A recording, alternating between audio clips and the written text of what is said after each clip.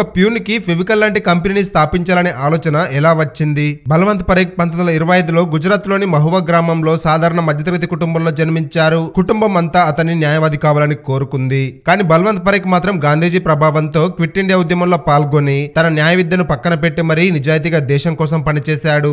కానీ ఆ తర్వాత బల్వంత్ పరేఖ్ జీవితం చాలా కఠినంగా గడిచింది. తన జీవనానికి ముంబైలోని ఒక ఫుడ్ మర్చెంట్ దగ్గర ప్యూన్ గా చేరాడు. అక్కడ పనిచేసే సమయంలో వడ్రంగులు చెక్కను అతికించడానికి ఆవు కొవ్వు వంటి జంతు ఆధారిత బంక పదార్థాలను వాడేవారు. అయితే జంతు కొవ్వు వాడడం పని వాళ్లకు చాలా అసౌకర్యంగా అపరిశుభ్రంగా ఉండడంతో వాళ్ళు చాలా ఇబ్బందిగా ఫీల్ అయ్యేవారు. దాంతో ఈ ఇబ్బందులను ఎలాగైనా తొలగించాలని బల్వంత్ పరేఖ్ గారు ఆధునిక, సులభంగా వాడదగిన మరియు సౌకర్యవంతమైన బంక పదార్థాన్ని తయారు చేయాలనుకున్నారు. అలా విదేశాల నుండి కెమికల్స్ మరియు బంక పదార్థాలను దిగుమతి చేసుకోవడం ప్రారంభించారు.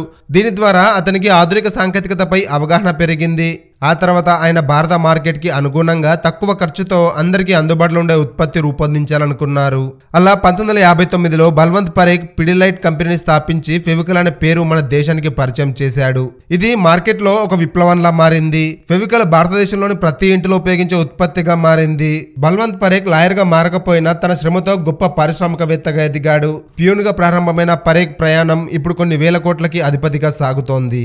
ప్రేమ, పెళ్లి, ఉద్యోగం, ఆరోగ్యం ఏ సమస్యలైనా కేవలం మీ ఫోటో మరియు చేయి చూసి జ్యోతిష్యం చెప్పబడును. ప్రేమ, పెళ్లి, ఉద్యోగం, ఆరోగ్యం ఏ సమస్యలైనా